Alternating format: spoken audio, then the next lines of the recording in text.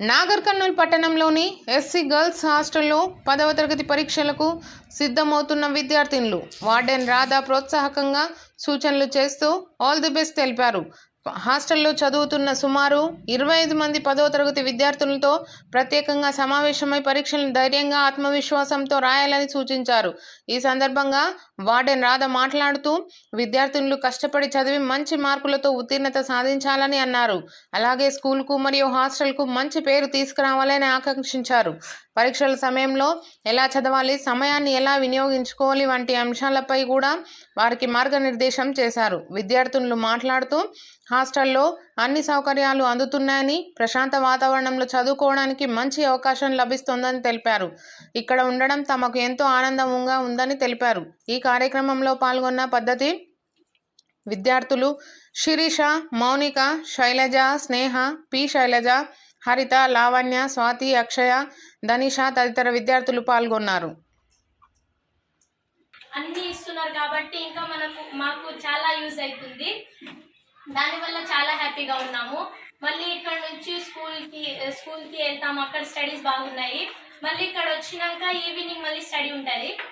నేను 9th క్లాస్లో leader ఉన్నాను. చాలా మంచిగా కేర్ చేసినాను, మంచిగా చూసుకున్నాను.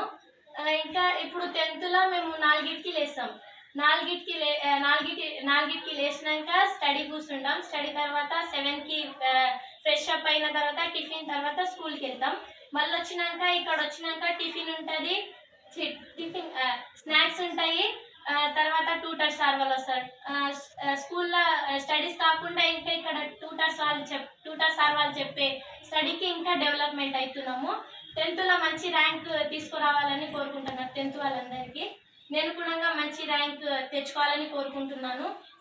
మా మేడము అందరికీ మంచిగా చూసుకుంటుంది. హెల్త్ ప్రకారంగా ఎవరైనా సిక్ అయితే గాన మేడం దగ్గరుండి చూసుకుంటుంది. మేడం నాకైతే రియల్లీ బాగా క్లోజ్గా ఉంటుంది. సేమ్ అమ్మ లాగానే నేనైతే మా అమ్మ అనుకుంటాను. అమ్మ, అక్క అంత మంచిగా ఉంటాము. నేను మేడము చాలా హ్యాపీగా ఉంటున్నా. మేడంని వదిలి వెళ్ళాలంటే చాలా బాధగా ఉంది.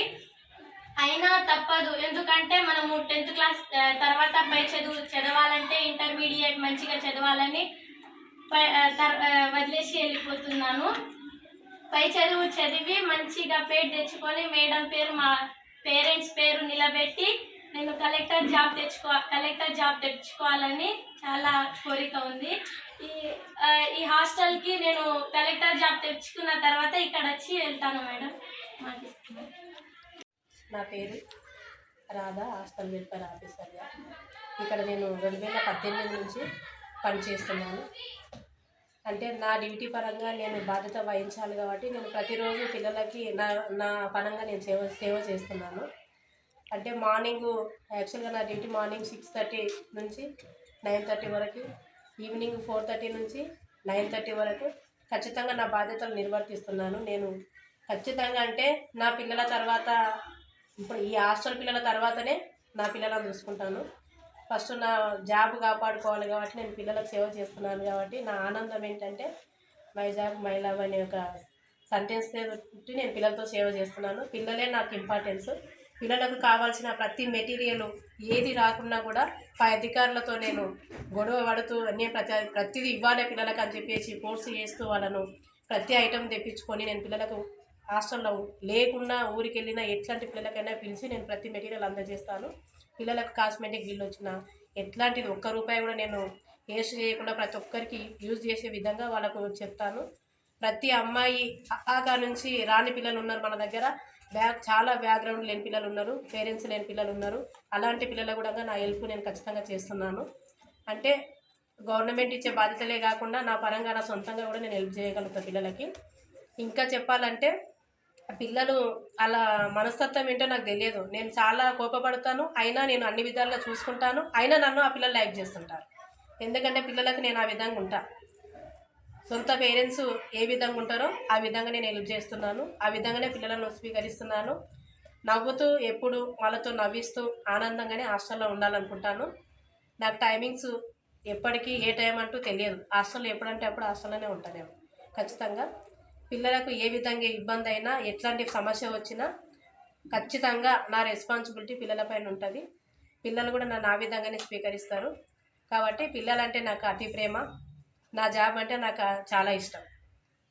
ఇక్కడ ఉన్నటువంటి 10వ తరగతి విద్యార్థులు 25 మంది మొత్తము.